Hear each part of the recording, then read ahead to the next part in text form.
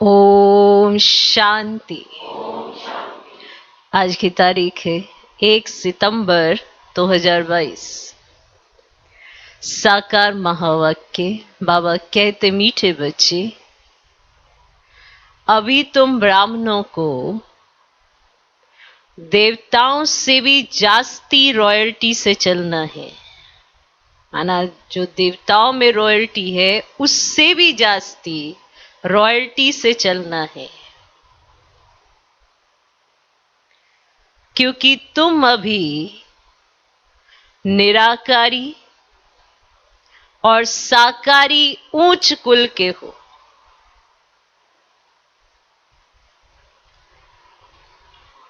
बाबा कहते, मीठे बच्चे, अभी तुम ब्राह्मणों को, बाबा ने कहा, अभी तुम ब्राह्मणों को देवताओं से भी जास्ती रॉयल्टी से चलना। ये बहुत बड़ी बात है। माना देवताओं में जो रॉयल्टी है उससे भी जास्ती तुमको रॉयल्टी से चलना है। तो हमें अपनी रॉयल्टी का कितना ध्यान रखना चाहिए, क्योंकि देवताओं से भी जास्ती रॉयल्टी से तुमको चलना है, क्योंकि तुम अभी निराकारी और साकारी उच्च कुल के हो। आज का प्रश्न, किन बच्चों का मुखड़ा माना चेहरा फूल की तरह खिला हुआ रहेगा? किन बच्चों का मुखड़ा माना चेहरा फूल की तरह खिला हुआ रहेगा? किन बच्चों का मुखड़ा माना चेहरा फूल की तरह खिला हुआ रहेगा? ऐसे कौन से बच्चे होंगे जिनका मुखड़ा फूल की तरह खिला हुआ रहेगा? फूल खिला हुआ अच्छा लगता है, तो सोचो अगर मुखड़ा भी फूल की तरह खिला रहे, ऐसे कौन से बच्चे होंगे?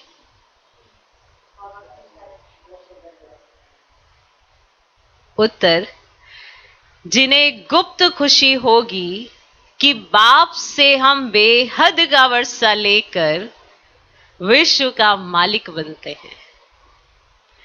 जिन्हें गुप्त खुशी होगी कि बाप से हम बेहद का वर्षा लेकर विश्व का मालिक बनते हैं।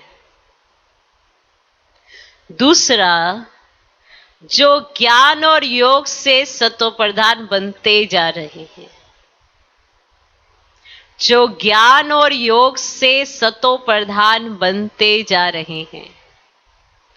आत्मा पवित्र होती जाती है। आत्मा पवित्र होती जाती है। ऐसे बच्चों का मुखड़ा फूल की तरह खुशी में खिला हुआ रहेगा। ऐसे बच्चों का मुखड़ा फूल की तरह खुशी में खिला हुआ रहेगा। आत्मा में ताकत आती जाएगी। आत्मा में ताकत आती जाएगी। मुख से ज्ञान रतन निकलते निकलते रूप बसंत बन जाएंगे। नई राजधानी का साक्षात्कार होता रहेगा। किन बच्चों का मुखड़ा माना चेहरा फूल की तरह खिला हुआ रहेगा? उत्तर, जिन्हें गुप्त खुशी होगी कि बाप से हम बेहद का वर्षा लेकर विश्व का मालिक बनते हैं। दूसरा, जो ज्ञान और योग से सतो प्रधान बनते जा रहे हैं। आत्मा पवित्र होती जाती है। ऐसे बच्चों का मुखड़ा फूल की तरह खुशी में खिला हुआ रहेगा। आत्मा में ताकत आती जाएगी। मुख से ज्ञान रतन निकलते निकलते रूप बसंत बन जाएंगे। नई राजधानी का साक्षात्कार होता रहेगा। आज का गीत है, मरना तेरी गली में, जीना तेरी गली में। ओम शांति। मीठे मीठे बच्चों ने अच्छी तरह समझ लिया है कि हमको बाबा के गले का हार बनना। अच्छी तरह समझ लिया है कि हमको बाबा के गले का हार बनना है। ये किसने कहा? ये किसने कहा? आत्मा ने कहा कि अभी आपके ही गले का हार बनना है, देह अभिमान छोड़ना है, अभी हम रुद्र माला में पिरोएंगे, वापिस जाना है, इसीलिए जीते जी देह अभिमान छोड़ना है। आत्मा परमात्मा की संतान है, उनसे ही अब हम वर्षा ले रहे हैं। बच्चों को यह नशा रहना चाहिए। क्या होना चाहिए? इस बात का नशा होना चाहिए कि आत्मा परमात्मा की संतान है और उनसे ही हम वर्षा ले रहे हैं। यह आत्मा को नशा रहना चाहिए। रहना चाहिए ना बच्चों को? तो बुद्धि शिव बाबा पास चली जाएगी। हम आत्मा उनकी संतान है, अभी ब्रह्मा द्वारा उनके पोत्रे बने हैं। निराकार बाबा साकार दादा है, बाप है ऊंच से ऊंच। मनुष्य जो ऊंचे धनवान होते हैं वे बड़ी रॉयल्टी से रहते हैं, होता है ना? जो ऊंचे धनवान मनुष्य होते हैं वे बड़ी रॉयल्टी से रहते हैं, अपनी पोजीशन का नशा रहता है। तुम बच्चों को अंदर में बहुत खुशी होनी चाहिए। माना वो रॉयल्टी दिखाई कैसे देती है? खुशी से, पर उसकी पर्सनैलिटी बताती है, उसकी रॉयल्टी बताती है कि ये कोई ऊंचे घराने की आत्मा है। माथे पर तो नहीं लिखा ना उसके, पर उसकी रॉयल्टी ही दिखाती है। अब रॉयल्टी कैसे नजर आती है? खुशी से। उसको नशा होगा, उसको अपनी खुशी और नशे से वो जो रॉयल्टी प्रत्यक्ष कर रही है आत्मा, वो दिखाई देगी दूसरों को। ओके? तो मनुष्य जो ऊंचे धनवान होते हैं वे बड़ी रॉयल्टी से रहते हैं, अपनी पोजीशन का नशा रहता है। तुम बच्चों को अंदर में बहुत खुशी होनी चाहिए। क्या होनी चाहिए? खुशी होनी चाहिए। बाप की याद में रहना, यही देही अभिमानी अवस्था है जिससे तुम्हारा बहुत फायदा है। तुम बच्चे जानते हो कि हम ईश्वरीय संतान ब्रह्मा की संतान है। बाबा कहते तुम मेरे बच्चे हो ही, अभी तुमको ब्रह्मा द्वारा अडॉप्ट करता हूं। तुम्हें ये नशा रहना चाहिए, हम निराकारी साकारी ऊंच ब्राह्मण कुल के। तुम्हें ये नशा होना चाहिए, अपने को ब्राह्मण समझना है। हम ईश्वरीय संतान ब्रह्मा की औलाद हैं। तुम जानते हो हम ब्राह्मण से देवता बन रहे हैं, ये भूलना नहीं चाहिए। तुम ब्राह्मणों को देवताओं से भी अधिक रॉयल्टी से चलना चाहिए। ये अपने आप में ही बहुत विशेष बात है। देवताओं की रॉयल्टी और ब्राह्मण आत्माओं की रॉयल्टी में फर्क तो है। माना ब्राह्मण आत्मा समझ सकती है मैं ईश्वरीय संतान, देवता तो नहीं समझ सकते, पर उनमें जो रॉयल्टी है तो आज के मनुष्य में तो नहीं है। तो बाबा कहते तुम ब्राह्मणों की रॉयल्टी देवताओं से भी अच्छी होनी चाहिए। अब आप इस पे विचार जरूर करना। तुम्हारा अमूल्य जीवन अभी बनता है। पहले कोड़ी जैसा था, अब हीरे जैसा बनता है ना। इसीलिए तुम्हारी महिमा है। मंदिर भी तुम्हारे यादगार बने हुए हैं। सोमनाथ जिसने देवताओं को ऐसा बनाया उनका ही यादगार है। माने जिसने देवताओं को ऐसा बना दिया उनका यादगार मंदिर सोमनाथ का है। तुम्हारा भी यादगार है। सोमनाथ ने अविनाशी ज्ञान रतन दिए हैं। क्या दिए हैं? अविनाशी ज्ञान रतन दिए हैं। तो उनका मंदिर कितना अच्छा बना हुआ है। तुम जब गीत सुनते हो तो जानते हो कि अभी हम शिव बाबा के गले का हार बने हैं। बाबा हमको पढ़ाते हैं। हमको पढ़ाने वाला कौन है? वह भी खुशी होनी चाहिए। पहले अलफ वे पढ़ते हैं तो पट में बैठ पढ़ते हैं। तो पट पे बैठ पड़ते। किस किस ने पट पे बैठ कर पढ़ा है? अच्छा, आजकल तो पहले ही कुर्सी दे देते हैं, इसीलिए उसको कहो ना कुर्सी छोड़ के नीचे बैठ जाओ, कोई पसंद नहीं करता है, शुरू से ही आदत डाल जाते हैं कुर्सी से। लेकिन पहले पहले पट पे बैठ के पढ़ते। तो पहले अलफ बे पढ़ते हैं, तो पट माना जमीन में बैठ पढ़ते हैं, फिर बेंच पर बैठ पढ़ते हैं, धीरे धीरे प्रोग्रेस होती है ना। फिर बेंच पर बैठ पढ़ते हैं, फिर कुर्सी पर। प्रिंस प्रिंसेस तो कॉलेज में कोच पर बैठते हैं, उन्हों को पढ़ाने वाला कोई प्रिंस प्रिंसेस नहीं होता है, वह फिर भी कोई टीचर होता है, परंतु मर्तबा तो प्रिंस प्रिंसेस का ऊंच होता है ना। तुम तो सत्युगी प्रिंस प्रिंसेस से भी ऊंच हो ना ऊंच। वह फिर भी देवताओं की संतान है, तुम हो ईश्वरीय संतान। इतना ऊंचा सम्मान है ये, क्योंकि ईश्वर तुमको सारे कल्प में एक बार मिलता है, इस समय ही ईश्वरीय संतान बनते हो, बाकी और किसी युग में आप ईश्वरीय संतान नहीं बनते हो। तुम हो ईश्वरीय संतान, जिससे वर्षा लेना है उनको याद भी करना है, उठते बैठते व्यवहार में रहते उनको भूलना नहीं चाहिए, उनको भूलना नहीं चाहिए। याद से ही हेल्दी वेल्दी बनते हैं। तो बाप बच्चों को विल कर वानप्रस्थ में जाते हैं, तो फिर कुछ भी नहीं रहा, सब कुछ दे दिया। जैसे तुम विल करते हो ना कि बाबा ये सब आपका है, बाबा फिर कहते हैं अच्छा ट्रस्टी हो, संभालो।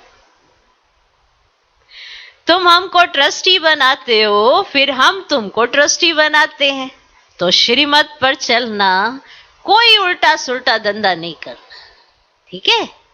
तुम बस श्रीमत पर चलना और कोई उल्टा सुल्टा धंधा नहीं करना। मेरे से पूछते रहना, बाबा हमेशा कहते मेरे से पूछते रहना, क्योंकि हर एक के सर्कमस्टांस देखकर राय दी जाती है ना। तो मेरे से पूछते रहना। कोई तो यह भी नहीं जानते कि बच्चों को भोजन कैसे खाना चाहिए। ब्रह्मा भोजन की बड़ी महिमा है, देवताएं भी ब्रह्मा भोजन की आश रखते हैं, तब तो तुम ब्रह्मा भोजन ले जाते हो। हा? इस ब्रह्मा भोजन में बहुत ताकत है। आगे चल भोजन योगी लोग बनाएंगे, अभी तो पुरुषार्थी हैं। जितना हो सकता है शिव बाबा की याद में रहने की कोशिश करते हैं। बच्चे तो है ना, खाने वाले बच्चे पक्के होते जाएंगे तो बनाने वाले भी पक्के निकलते रहेंगे। ब्रह्मा भोजन कह देते हैं, शिव भोजन नहीं कहते, शिव का भंडारा कहते हैं। जो भी भेज देते हैं वह शिव बाबा के भंडारे में पवित्र हो जाता है। शिव बाबा का भंडारा है। बाबा ने बतलाया है, श्रीनाथ द्वारे पर घी के कुएं है ना, वहां पक्की रसोई बनती है, और जगन्नाथ द्वारे पर कच्ची रसोई बनती है। श्रीनाथ द्वारे पर पक्की रसोई, घी कुएं है, कुएं सब कुछ सारे माल घी से बनाते हैं। देखो है दोनों जगह श्री कृष्ण की मूर्ति, माना एक को तो घी पिला रहे हैं, एक को सिर्फ चावल ही खिला रहे हैं। बाबा ने बतलाया है, श्रीनाथ द्वारे पर घी के कुएं हैं, वहां पक्की रसोई बनती है, और जगन्नाथ द्वारे पर कच्ची रसोई बनती है। फर्क है ना, फर्क है ना। और वह है श्याम और यह है सुंदर। श्रीनाथ पास बहुत धन है, और वहां इतना धनवान नहीं होते। अच्छा, श्रीनाथ द्वारा कहाँ है? कहाँ है? अच्छा, और जगन्नाथपुरी कहाँ है? उड़ीसा। सुनो बाबा ने क्या कहा। श्रीनाथ पास बहुत धन है और वहां माना उड़ीसा के तरफ इतना धनवान नहीं होते। गरीब और साहूकार तो होते हैं ना। अभी तो बहुत गरीब है, फिर साहूकार होंगे। इस समय तुम बहुत गरीब हो। वहां तो तुमको 36 प्रकार के भोजन मिलेंगे, तो ऐसी तैयारियां करनी चाहिए। भल प्रजा भी 36 प्रकार के भोजन खा सकती है, परंतु राजाई का मर्तबा तो ऊंचे है ना। वहां का भोजन तो बहुत फर्स्ट क्लास होगा। सब चीजें A1 क्वालिटी की होती है। कौन सी क्वालिटी की? A1 quality. A1 क्वालिटी की होती है। यहां सब चीजें Z क्वालिटी की है। A सबसे पहला और Z सबसे लास्ट। तो A और Z में फर्क तो है ना। अब यहां सब चीजें Z क्वालिटी की है। दिन रात का फर्क है ना। अनाज आदि जो कुछ निकलता सब सड़ा हुआ रहता है। तुम बच्चों को तो बहुत नशा रहना चाहिए। कोई बड़ा इम्तिहान पास करते हैं ना तो इतना नशा रहता है ना कि बड़ा इम्तिहान पास कर लिया। जैसे कोई बड़ा इम्तिहान होता है, उसमें अच्छे मार्क्स आ जाते हैं, नंबर अच्छे आए तो सारी जगह, अच्छे नंबर ना आए तो माना पढ़ता नहीं था तभी तो अच्छे नंबर नहीं आए, पढ़ता होता तो अच्छे नंबर आ जाते। तो तुमको तो कितनी खुशी होनी चाहिए। तुम पढ़ भी किससे रहे हो? सोचो। तो कोई बड़ा इम्तिहान पास करते हैं तो नशा रहता है ना। तुमको तो बड़ा ऊंच नशा रहना चाहिए। हमको भगवान पढ़ा रहे हैं। जो सर्व का सदगति दाता है, तो बाप कहते मैं तुम्हारा ओबीडियंट सर्वेंट हूं। तो बाप बच्चों का ओबीडियंट सर्वेंट होता है ना। बच्चों पर बलि चढ़, फिर खुद वानप्रस्थ में चले जाते हैं। तो बाप कहते हैं मैं भी बलि चढ़ता हूं, परंतु तुम पहले बलि चढ़ते हो। आदमी मरते हैं तो उसकी चीजें कन्नी घोर को दे देते हैं। साहूकार होते हैं तो फर्नीचर आदि भी दे देते हैं। नहीं, और गरीब क्या करेगा? उसके कपड़े ही दे पाएगा ना। ऐसे थोड़ी खटिया भी दे, ये भी दे। पहले तो ऐसे करते थे, उसकी खटिया भी दे देते थे। अब वो चला ही बेड पे गया और पिछले महीने बनाया है 30,000 का, तो बेड नहीं देते। पहले खटिया होती थी तो खटिया दे देते थे। नहीं तो जो साहूकार होते तो फर्नीचर भी दे दो। बाबा सारी कहानी सुनाएगा कि कब से कहां से क्या हो गया है, सब पता पड़ता है। तो आदमी मरता है तो उसकी चीजें कन्नी घोर को देते हैं ना। साहूकार होते तो फर्नीचर आदि भी दे देते हैं। तुम बच्चे क्या देते हो? कीचड़ पट्टी। क्या देते हो? कीचड़ पट्टी। उसकी एवज में तुमको क्या मिलता है? गरीब इस वर्षा लेते हैं ना, बलियार जाते हैं। बाबा लेते क्या है और देते क्या है? तो तुम बच्चों को नशा रहना चाहिए। वेद का बाबा मिला है, मूत पलीती कपड़ धोते हैं। अब सीख लो। कहते गुरु नानक ने ये वाणी चलाई है, जिसका ग्रंथ बना हुआ है। तो भारतवासियों को यह भी पता ही नहीं कि हमारी गीता किसने बनाई और किसने गाई। अब गीता का भगवान कौन था, कौन सा धर्म स्थापन किया? अब वे तो हिंदू धर्म कह देते हैं, आर्य धर्म कहते हैं, अर्थ कुछ भी नहीं समझते। तो वे समझते कि आर्य धर्म था, अब तो सारा भारत अन आर्य है। तो ये तो करके दयानंद ने नाम रखा है अन आर्य। अब पिछाड़ी को जो टालियां निकलती है ना, उनकी जल्दी जल्दी वृद्धि हो जाती है। अब तुमको तो मेहनत करनी पड़ती है। उन्हों को कन्वर्ट करने में देरी थोड़ी ही लगती है। अब यहां तो कन्वर्ट होने की बात ही नहीं है। अब यहां तो शूद्र से ब्राह्मण बनना है, और ब्राह्मण बनना कोई मासी का घर नहीं है। मासी का घर थोड़ा है जब चाहे आगे जब चाहे। हाँ, ब्राह्मण बनना कोई मासी का घर में थोड़े ही है। चलते चलते फांग हो जाते हैं। बाबा कहते कोई गला भी काट दे तो भी अपवित्र नहीं बनना है। बाबा से पूछते हैं कि इस हालत में क्या करूं, तो बाबा समझ जाते हैं कि सहन नहीं कर सकते। तो बाबा कहते जाकर पतित बनो, ये तो तुम्हारे ऊपर है। वह तो करके इस एक जन्म लिए मार देंगे, तुम तो 21 जन्मों के लिए अपना कत्ल करती हो। उसने तो तुमको एक जन्म के लिए मारा, पर ऐसे करोगी तो तुम तो 21 जन्मों के लिए अपना कत्ल करती हो। चलते चलते माया जोर से थप्पड़ मार देती है। बॉक्सिंग है ना, एक ही गुस्से से एकदम गिरा देती है। 15-20 वर्ष के शुरू से आए हुए भी ऐसे हैं जो एकदम छोड़कर चले जाते, मर पड़ते हैं। ऐसे भी नाजुक है। भूल पर तो पछताना होता है ना। बाप समझाते, बच्चे तुम ये डिससर्विस करते हो, ये ठीक नहीं है। शिक्षा तो दी जाती है ना, कोई गुस्सा नहीं लगाया जाता है। जैसे कहते हैं ना, घर में बच्चे बहुत तंग करते हैं तो चमाट लगानी पड़ती है।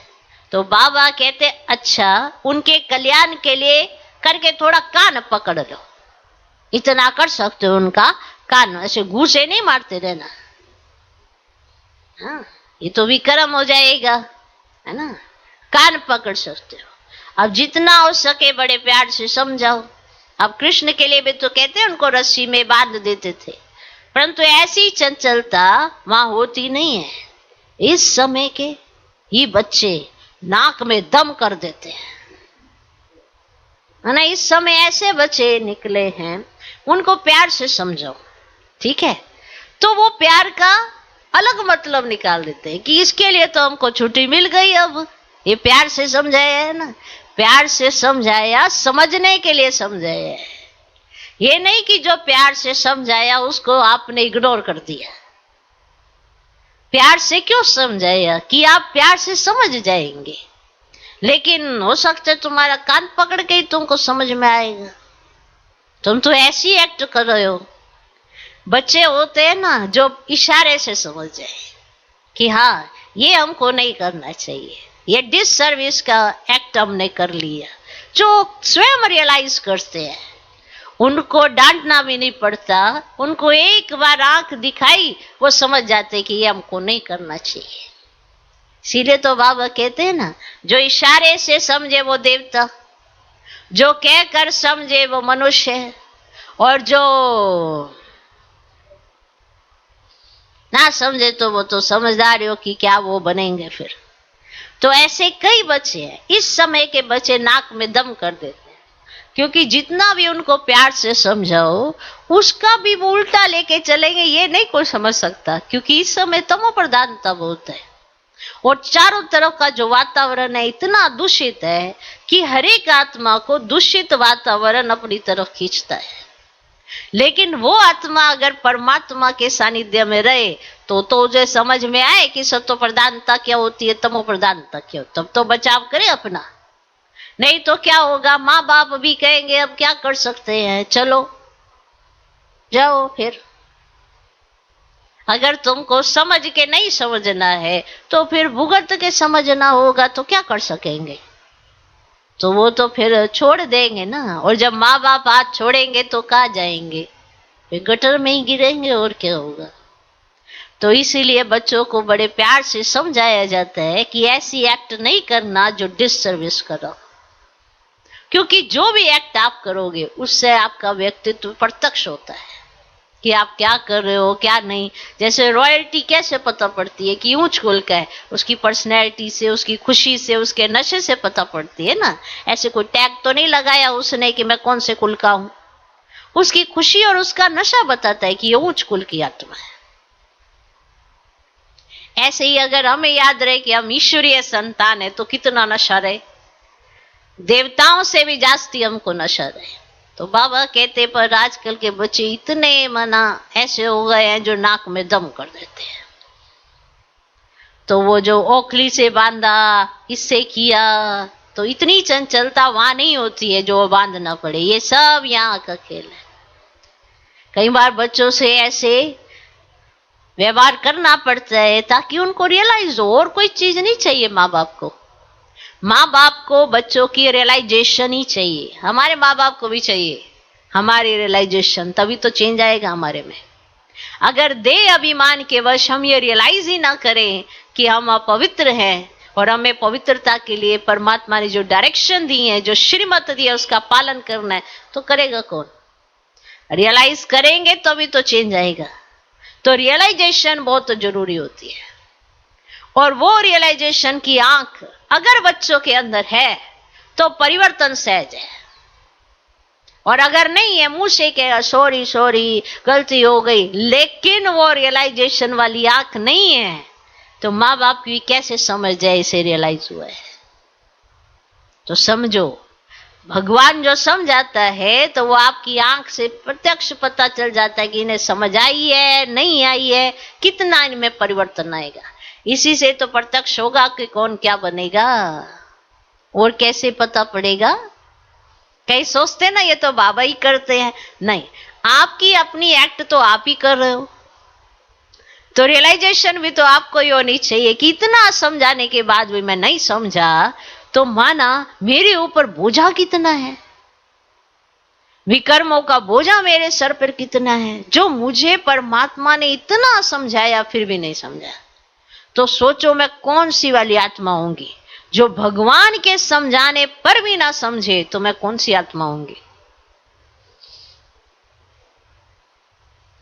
तो समझो।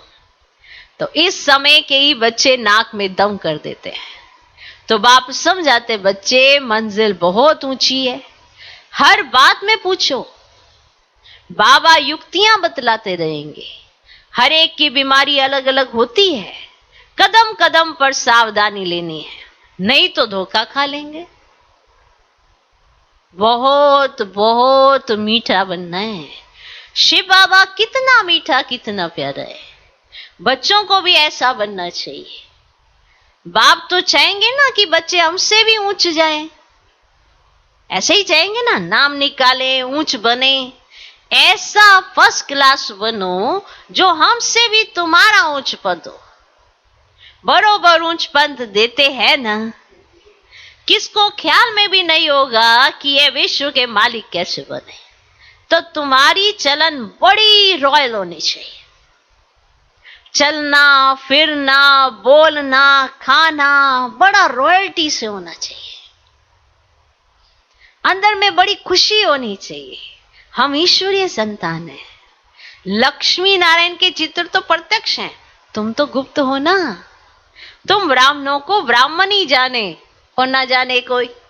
तुम जानते हो गुप्त वेश में बाबा से वर्षा लेकर विश्व के मालिक बनते हैं, बहुत ऊंच पद है, इसमें अंदर में बड़ी खुशी रहती है।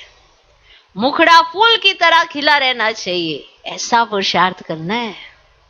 अभी कोई ऐसा बना नहीं है, पुरुषार्थ करना है, आगे चल तुम्हारा बहुत मान होने वाला है। सन्यासियों और राजाओं को भी पिछाड़ी में ज्ञान देना है, जब तुम्हारे में पूरी ताकत आ जाएगी, आ जाती है ना। ज्ञान और योग बल से तुम्हें सतो प्रधान बनना है। मुख से सदैव रतन ही निकलते रहे तो तुम रूप बसंत बन जाएंगे, आत्मा पवित्र बनती जाएगी। तुम जितना नजदीक आते जाएंगे तो अंदर में बहुत खुशी होगी, अपनी राजधानी का साक्षात्कार भी होता रहेगा। तुमको अपना पुरुषार्थ बहुत गुप्त रीति से करना चाहिए, रास्ता बताना चाहिए। तुम सब द्रौपदियां हो, बाबा कहते हैं ये अत्याचार सहन करने पड़ेंगे बाबा के निमित्त। सत्य में कितनी पवित्रता है, 100% वाइसलेस वर्ल्ड कहा जाता है ना बच्चे। अब ये 100% विशेष वर्ल्ड तुम्हारी बुद्धि में है। अभी हम शिव बाबा के गले का हार बनने के लिए रूहानी योग की डोरी पहन रहे हैं, फिर हम विष्णु के गले का हार बनेंगे। तुम्हारा पहले नस्ल है ब्राह्मणों का, सुना? इतने ऊंचे ऊंचे सोमान बाबा दे रहे हैं, इतनी ऊंची ऊंची बात हमको सुना रहे हैं। कितना नशा, कितनी खुशी होनी चाहिए, महसूस भी होता है ये किसी और की बात हो रही है ना। तुम्हारा पहले नस्ल है ब्राह्मणों का, फिर तुम देवता क्षत्रिय बनते हो, उतरती कला में तुमको सारा कल्प लगता है, और देखो बच्चे चढ़ती कला में सेकंड लगता है। अभी तुम्हारी चढ़ती कला है, सिर्फ बाबा को याद करना है। ये अंतिम जन्म है, अंतिम जन्म है ये। गिरने में तुमको 84 जन्म लेते हैं, इस जन्म में तुम चढ़ते जाते हो। बाबा सेकंड में जीवन मुक्ति देते हैं, वह खुशी रहनी चाहिए। कंट्रास्ट किया जाता है ना, उस नॉलेज से हम क्या बनेंगे, इससे हम क्या बनेंगे, ये भी पढ़ना है, वह भी पढ़ना है। ऐसे नहीं सोचे कि बस अब तो हमको पढ़ना नहीं है, तो बुद्धि का विकास कैसे होगा। और अगर छोटी बुद्धि होगी जल्दी दे अभिमान आ जाएगा, और ना बाबा को अच्छे से समझ पाएंगे। तो इसीलिए यह भी पढ़ना है, वह भी पढ़ना है। कई बहुत ऐसे छोटी क्लास में ही होते हैं, नहीं नहीं आपको तो बाबा मिल गया, अब हमने पढ़ना नहीं है।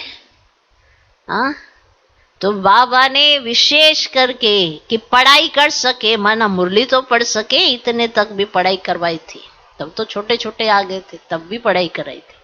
उसके बाद भी अभी जितना बुद्धि का अच्छा विकास होगा, बुद्धि व्यर्थ से बची रहेगी, तो अच्छा है पढ़ाई कर लो। तो वह भी पढ़ना है, यह भी पढ़ना है। बाबा कहते गृहस्थ व्यवहार में रहते भविष्य के लिए पुरुषार्थ करना है। आसुरी और दैवी कुल दोनों से तोड़ निभाना है। एक एक का बाबा हिसाब लेते हैं, फिर उस पर वैसी युक्ति बतलाते हैं कि इस पर ऐसे चलो। तो भल कोई गुस्सा करे, परंतु तुमको तो बहुत मीठा बनना है। कोई गाली दे तो भी मुस्कुराते रहना है। अब उसकी गाली तुम सुनो ही नहीं, तुमको नहीं, वो तो खुद को ही गाली दे रहा है ना, तुमको सुनना ही नहीं है। बाबा कहते गाली दे भी कोई तो भी ध्यान नहीं जाए, तुम्हें मुस्कुराते रहना है। ऐसा हमारे अंदर परिवर्तन आ जाए। सोचो कितनी मेहनत करनी बाकी है। ऐसी देही अभिमानी अवस्था बनानी है। अगर देश समझोगे कि यह कैसे कर सकती, वो कैसे कर सकता, तो फिर तो गुस्सा आएगा ही आएगा। बाबा कहते तुमको कोई गाली दे तो भी तुमको मुस्कुराते रहना है। अच्छा तुम गाली देते हो, हम तुम्हारे ऊपर फूल चढ़ाते हैं ना, तो एकदम शांत हो जाएंगे, 1 मिनट में ठंडे हो जाएंगे। समझा? और ऐसे ही तुमको करना है। कोई अगर तुमको गाली दे, तुमको मुस्कुराना है। ऐसे वो वाला नहीं, तीखा तीखा दे ले तेरे ऊपर ही चली गई, ऐसे वाला नहीं। अंदर ऐसे द्वेष रखोगे ना, तो हर बात में द्वेष का वातावरण दिखाई देगा। अगर नहीं रखोगे तो ऑटोमेटिकली सब ऐसे माना कोई ना कोई दोष के विकार के वशीभूत है, अपना ही सत्यानाश कर रहे हैं। तुम तो ना उनका करो। तो बाबा कहते अच्छा तुम गाली देते हो, हम तुम्हारे ऊपर फूल चढ़ाते हैं, तो एकदम शांत हो जाएंगे, 1 मिनट में ठंडे हो जाएंगे। बाबा रमजू रमजबाज है। अब कहेंगे ये क्या होता है, बहुत रमज बताएंगे, माना युक्तियां, ऐसे करो ऐसे करो। तुम मत फंसना 5 विकारों में, बहुत सारे कारण बनेंगे जो तुमको अपनी तरफ खींचेंगे। तुम मत फंसना, बहुत युक्तियां बताएंगे। पतितों को पावन बनाते तो जरूर रमज होगी ना। श्रीमत लेनी है, श्रीमत से श्रेष्ठ बनने के लिए ही आए हो। तुमको ही श्रीमत मिलती है, देखो भगवान की इस समय, और तुम ही श्रेष्ठ बनते हो। तो तुमको मिलती है, तो तुम्हारे अगर पेपर आए अभी, तो तुमको उसको दिल पर नहीं लेना है, न्यारे रहना है। जितना न्यारे रहोगे उतना सबको अच्छे लगोगे। जितना बीच में फंसोगे उतना खुद को भी एकदम ऐसा महसूस करोगे, अरे यहाँ भी ऐसा, वो भी ऐसा, वो भी ऐसा, बहुत परेशान हो जाओगे। समझा? अच्छा, मीठे मीठे सिकिलदे बच्चों प्रति माता पिता बाप दादा का याद प्यार और गुड मॉर्निंग। रूहानी बाप की रूहानी बच्चों को नमस्ते। हम रूहानी बच्चों की भी रूहानी बाप को नमस्ते नमस्ते नमस्ते। Good morning good morning good morning. धारणा के लिए मुख्य सार, पहला पॉइंट, ऐसा फर्स्ट क्लास मीठा और रॉयल बनना है जो बाप का नाम बाला हो। ऐसा फर्स्ट क्लास मीठा और रॉयल बनना है जो बाप का नाम वाला हो। कोई गुस्सा करे, गाली दे, तो भी मुस्कुराते रहना है। आप करके तो देखो, क्योंकि आपको पता है उसको गुस्सा आया है, तो भी मुस्कुराते, माना ऐसे गंभीर और चेहरे पर अलग सी आत्मिक दृष्टि की मुस्कुराहट, ऐसे नहीं। नहीं। हर चीज में ना आपको युक्ति भी ना सही ढंग से लगानी चाहिए, पढ़ाई सही ढंग से करनी चाहिए। हर बात में भाव समझ कर आपको करने की युक्ति अगर नहीं समझ आ रही है तो बड़ों से पूछो कि इसका पीछे भाव क्या है, वो बता देंगे आपको, क्योंकि उनके पास बहुत सारे अनुभव है सबके, तो वो सच में बताएंगे आपको कि क्या करना चाहिए। ओके, तो ऐसा फर्स्ट क्लास मीठा और रॉयल बनना है जो बाप का नाम वाला हो। कोई गुस्सा करे, गाली दे, तो भी मुस्कुराते रहना, माना उनकी बातों को दिल में नहीं रखना है, ये कहा जा रहा है बाबा। क्योंकि मुस्कुराहट आपके चेहरे पे तभी आएगी जब आपका दिल हल्का होगा, किसी के लिए वैर विरोध नहीं होगा, वरना तो आप जैसे ही सुनेंगे आपको आवेश आएगा, आपको गुस्सा आएगा। एक तो क्रोध कर ही रहा है, आपके अंदर भी क्रोध आ रहा है, तो आप एक बराबर हो गए। तो कोई गुस्सा करे, गाली दे, तो भी मुस्कुराते रहना है। दूसरा, श्रीमत पर पूरा पूरा ट्रस्टी बनना है, कोई भी उल्टा धंधा नहीं करना है, पूरा पूरा बलिहार जाना है। श्रीमत पर पूरा पूरा ट्रस्टी बनना है, कोई भी उल्टा धंधा नहीं करना है, पूरा पूरा बलिहार जाना है। आज का वरदान, पूर्वजपन की स्मृति द्वारा सर्व की पालना करने वाले, शुभ वृत्ति व मनसा शक्ति संपन्न भव। पूर्वजपन की स्मृति द्वारा सर्व की पालना करने वाले, शुभ वृत्ति व मनसा शक्ति संपन्न भव। किसी भी धर्म की आत्माओं को मिलते व देखते हो तो ये स्मृति रहे कि ये सब आत्माएं हमारे ग्रेट ग्रेट ग्रैंडफादर की वंशावली हैं।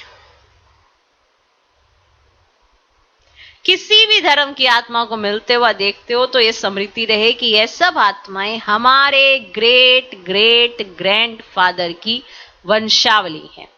हम ब्राह्मण आत्माएं पूर्वज हैं। पूर्वज सभी की पालना करते हैं। आपकी अलौकिक पालना का स्वरूप है बाप द्वारा प्राप्त हुई सर्व शक्तियां अन्य आत्माओं में भरना। जिस आत्मा को जिस शक्ति की आवश्यकता है उसकी उस शक्ति द्वारा पालना करना। इसके लिए अपनी वृत्ति बहुत शुद्ध और मनसा शक्ति संपन्न होनी चाहिए। आज का स्लोगन, जिसके पास ज्ञान का अविनाशी धन है, जिसके पास ज्ञान का अविनाशी धन है, वही दुनिया में सबसे बड़ा संपत्तिवान है। जिसके पास ज्ञान का अविनाशी धन है, वही दुनिया में सबसे बड़ा